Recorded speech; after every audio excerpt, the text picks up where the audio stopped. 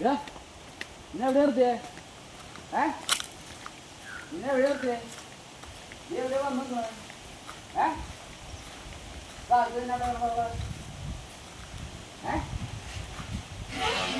എന്താ എന്താ പ്രശ്നം? എന്താ ഇന്ന് നിർത്തിയതാ? വണ്ടിയാണ് വണ്ടിയാണ് എടുപ്പാക്കി വണ്ടി വണ്ടി വേണോ? ആണോ ആണോ പടാ ആണോ ആണോ നിനക്ക്? നീ പിന്നെ എങ്ങനെയാ അവിടെ പോയിരുന്നേ? പിന്നെ ഞങ്ങൾ എവിടെയാ നിർത്തി? ഇപ്പൊക്കെ തിന്നാൻ വേണ്ടിയിട്ടല്ലേ നിങ്ങൾക്ക് വേണ്ടി തുടങ്ങാം? കളിക്കുകയാണോ ഈ കളി? ആണോ അതുകൊണ്ടാക്കി വേണോ? കേട്ടാ അല്ലേ? കാണുന്ന വേണ്ടെന്നാ കാണെങ്കിൽ ഇപ്പൊ പറഞ്ഞോ? ഇപ്പൊ തുടങ്ങി ആട്ടോടാ ആട്ടോ ആട്ടോ നീ എല്ലാം അടി ബ്ലോക്ക് ചെയ്യുവാ. കാല് പൊക്കല്ലടാ കാല് പൊക്കല്ലടാ കാല് പൊക്കല്ല. നീ തവള കരയണ പോലെ കരിയില്ല.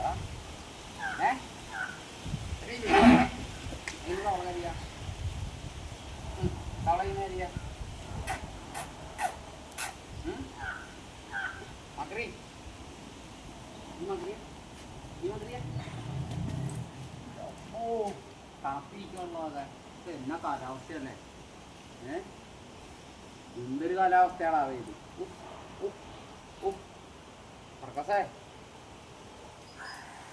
അതെ കുറേ ആൾക്കാർക്ക് ഭയങ്കര പരാതി. നമ്മൾ വാഴപ്പിണ്ടി മാത്രമാണ് എനിക്ക് കൊടുക്കണം, പട്ട കൊടുക്കണില്ല, അത് കൊടുക്കണം, ഇത് കൊടുക്കണില്ല എന്നൊക്കെ പറഞ്ഞു.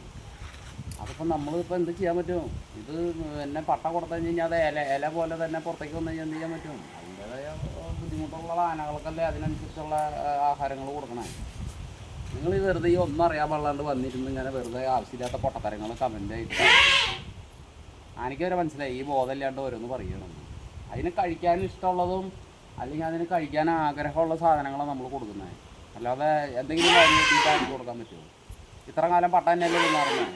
ഒരു വെറൈറ്റിക്ക് വേണ്ടിയിട്ട് വാഴപ്പിണ്ടി കൊടുത്തേക്കണം. വാഴപ്പിണ്ടി കൊടുത്തു കഴിഞ്ഞാൽ അതിൻ്റെ ഗുണങ്ങൾ എന്താണെന്ന് വെച്ച് കഴിഞ്ഞാൽ അതിൻ്റെ ആ ഉള്ളിൽ എന്തെങ്കിലും അഴുക്കോ കാര്യങ്ങളൊക്കെ ഉണ്ടെങ്കിൽ അതൊക്കെ പോവും. പിന്നെ പല്ലിൻ്റെ മുകളിൽ ദശ കയറി നിൽപ്പുണ്ടായിരുന്നു.